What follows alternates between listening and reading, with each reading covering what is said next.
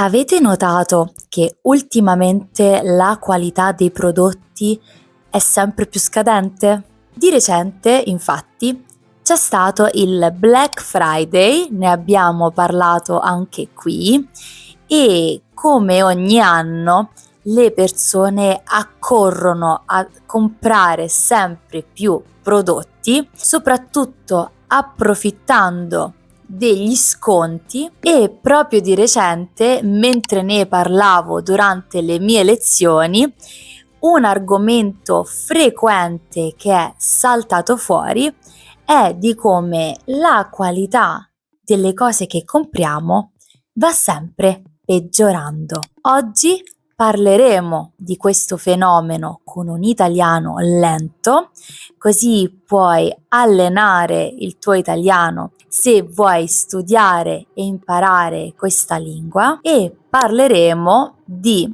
obsolescenza programmata. Parola difficilissima, ma cercherò di semplificarla. Vediamo insieme. Hey, il mio nome è Paolina e condivido contenuti in italiano. Vi lascio i sottotitoli qui in sovraimpressione in italiano, e se vi servono i sottotitoli in inglese potete cliccare giù su YouTube. Immaginiamo ad esempio un programma per il computer, un software o un pezzo di una macchina che non servono più. Quando dei componenti o dei programmi sono troppo vecchi per essere utilizzati, per essere adoperati, possiamo dire che quell'oggetto è obsoleto. Obsoleto. Quindi un programma che è obsoleto è troppo vecchio, non funziona più. Obsoleto è l'aggettivo, obsoleta è il femminile. Il sostantivo per qualcosa che è obsoleto è proprio l'obsolescenza. Obsolescenza. Non preoccuparti se non te la ricordi subito o non ti viene spontaneo usarla.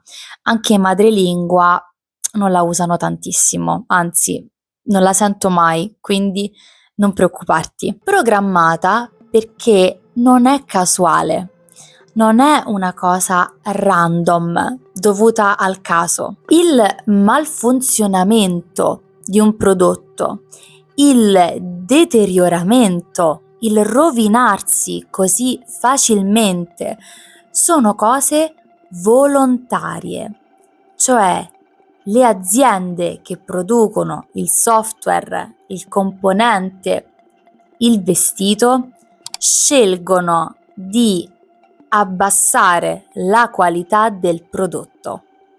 Follia. È qualcosa di pianificato o programmato perché viene fatto apposta, come se ci fosse una data di scadenza su un maglione, su un telefono. Una domanda che sorge spontanea e a cui forse riusciamo a dare una risposta quasi immediata, purtroppo, è ovviamente il consumismo. Già nei primi anni del Novecento, quindi del XX secolo, le aziende si sono rese conto, ad esempio con le macchine, che tutte le persone in grado di acquistare macchine già avessero quel prodotto, già avessero una macchina. Quindi cosa ne facciamo con le macchine che produciamo adesso? Cosa può succedere? Ci si è ritrovati in una situazione in cui le aziende avevano bisogno di vendere un prodotto che le persone già possedevano. È famoso anche il caso delle lampadine. Le lampadine infatti duravano tantissimo e questo crea un grande problema per chi produce lampadine, perché questi prodotti, se funzionano, non vanno riacquistati. Quindi si deve creare un bisogno nel consumatore. parola che abbiamo già visto nel video del Black Friday, quindi l'acquirente, il cliente, la persona che compra il prodotto. Infatti il problema principale è che se il prodotto è di qualità eccellente e le persone non devono andare a sostituire un prodotto, si crea proprio un grande problema di saturazione e le persone non spendono i loro soldi. Quindi l'azienda rischia di fallire, rischia di non avere più entrate. Dei casi molto famosi che ho trovato sono ad esempio l'azienda chimica DuPont che creò il nylon, la fibra del nylon, e andò a sostituire la seta per le calze. E la fibra fu creata in modo talmente resistente che le calze non si rovinavano, le calze non si smagliavano e quindi ovviamente non c'era bisogno di andare a riacquistarle come prima. Quindi l'azienda stessa ha chiesto di peggiorare la qualità del nylon, di andare a indebolire la fibra, quindi rendere più debole, non così resistente. La qualità era diventata paradossalmente troppo buona, troppo elevata. Un problema in cui tutti ci imbattiamo è ad esempio anche il problema dei telefoni, dei computer e anche degli schermi, cioè prodotti tecnologici che dopo tot anni, quindi dopo una quantità di anni, dobbiamo necessariamente cambiare. Vai! E io vago! Uno, i componenti da sostituire costano troppo. Non conviene comprare una nuova batteria o andare a modificare tanto la struttura di un telefono. Conviene piuttosto comprare un telefono nuovo. 2. Aggiustare una piccola parte che si va a rompere costa talmente tanto che, di nuovo, non conviene.